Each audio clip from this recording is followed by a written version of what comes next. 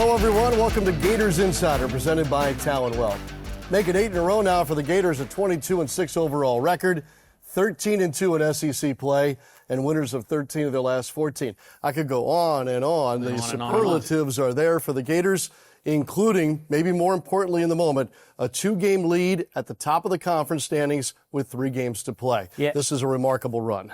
It's a remarkable run, Sean, and the Gators obviously have a game Saturday night at Arkansas. They have a 2-game lead on Arkansas. You can win a piece of it. I'm sure the Gators aren't talking about winning a piece of it, but it's been 12 years since this team has won a conference championship. That's going to be a very, very big deal, obviously. Yes, and a couple of chances to get that done here. That's right. You're only in this position because you had a great road trip.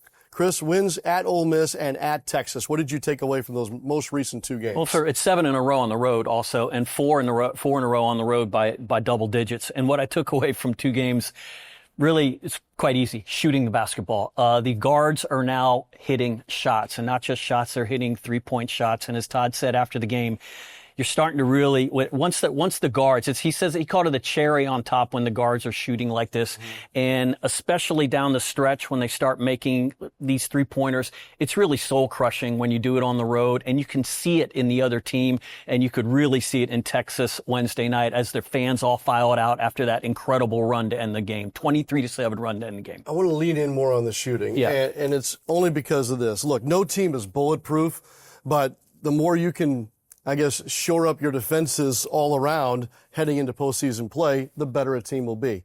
Chris, we had conversations early in the season about the gang that couldn't shoot straight and historically low 3-point shooting numbers. I don't think that's relevant anymore. It is not relevant anymore. 11 for 22 from 3 at Ole Miss, 8 for 18 from 3 at Texas. The Gators are now above that Mendoza line of 30% shooting. No team has ever won a national championship that shot below 30% from the 3-point line, much less even made it to the Final Four. The Gators are now over 30%, and this is just an incredible number to this point. Florida is now shooting 32.7 from 3 in SEC play. Their opponents are shooting 32.1. For all that stuff we talked about, the cross-eyedness from the arc, Florida is now shooting better than their opponents, and that's going to come a long way when you can rebound and defend like this team. Without a doubt. Boogie Flans helped that here in a smaller sample size over these last 2 games. I thought his performance at Ole Miss might spark some new confidence, and it carried over to Texas. Can the 2 games that Boogie Flans had here, shooting the basketball primarily, carry over now into the weekend in your eyes? I mean, you got to hope it does, because Torian Green tells the guy, shoot with confidence and your cash money. Now, I don't know what cash money means, but Boogie Flan came here as a 34% 3-point shooter at the University of Arkansas. He had to be better than the way he was shooting earlier this season. Well, he makes 3 at Ole Miss. He makes 2 really big ones in the game at Texas. Xavier Lee is upwards of the high 30s, pushing 40% from 3 over the last 6 or 7 games. It's just a game changer for these guys right now. No doubt. Take me inside Alex Condon's impact on the Gators here in the last couple of games. How about last 3 games, 72% from the floor, 22.3 points a game. He is playing as well as he has. And again, he'll even talk about, I had a rough stretch there, and he always owns that. But like we've talked about any number of times here, it never bleeds to the other side of the floor. He's always playing hard. He's a high motor guy, defends and defends. And the guy can play high minutes. He is playing elite basketball right now, and it's really complementing what the Gators can do from the outside. Think about it. Thomas Houck, leading scorer, Ruben Chinilo, leading rebounder, combined for 10 points and 4 rebounds in that game the other day, and the Gators win going away. That's a credit to the bench, guys like Isaiah Brown, and certainly what Boogie Flan did shooting the ball. And look, no shooting conversation can be had about the Gators, Chris, without the story of Urban Klavjar's impact. What is it? I mean, Florida hadn't had a guard shoot over 40% from the 3-point line since Noah Locke did it in 2021. Urban Klavjar is now, I believe, second in the SEC in 3-point shooting in conference play, to a certain guy I think we're about to talk about from the University of Arkansas. Well, that's Darius Acuff, and that will be a challenge on Saturday night, that's for sure.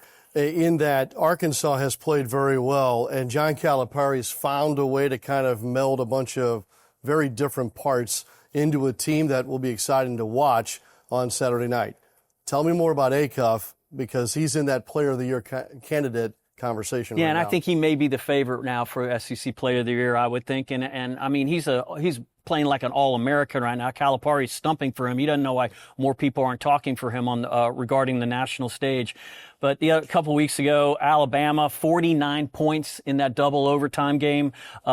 He leads the #1 offense in the league. They're the #1 offense in the league in not turning the ball over also. So they're just high end on that end of the floor, kind of like Texas in that regard. Remember, Texas was the #6 offense in the country, but more like a 40-ish kind of defense. That's kind of what Arkansas is. If you look at what they've done this season, lost to Alabama on the road, lost to Georgia on the road, lost to Auburn on the road. They're not the same team away from home, and I imagine Gator fans are going to be jacked up for that game 8:30 Saturday night. And, of course, the College Game Day will be here in the morning, too.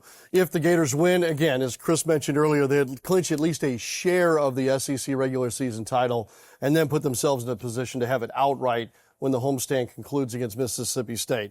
Last thing, though, Chris, I want to lean into your history of covering this program.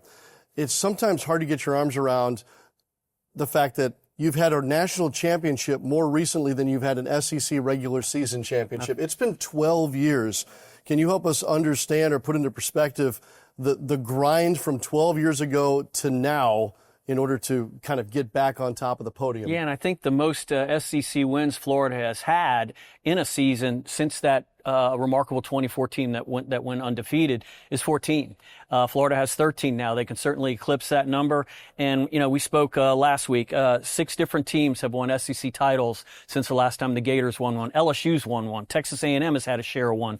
There's no reason Florida shouldn't be in that conversation. Certainly that's the conversation that Todd's having with his team this week. Yeah, and the last thing about Saturday night, it would be a share, but it would then guarantee them the #1 seed in the postseason conference tournament. There is another benefit there. Another thing that hasn't happened since 2014, and you want to play that first game on Friday, and everything's so much favorable when you're the #1 seed in the SEC tournament, and that's got to be something the Gators are checking their box. Yes. Sorry. So a win Saturday night, just to reiterate again, would guarantee the #1 seed at the SEC tournament and would clinch at least a share of the regular season championship.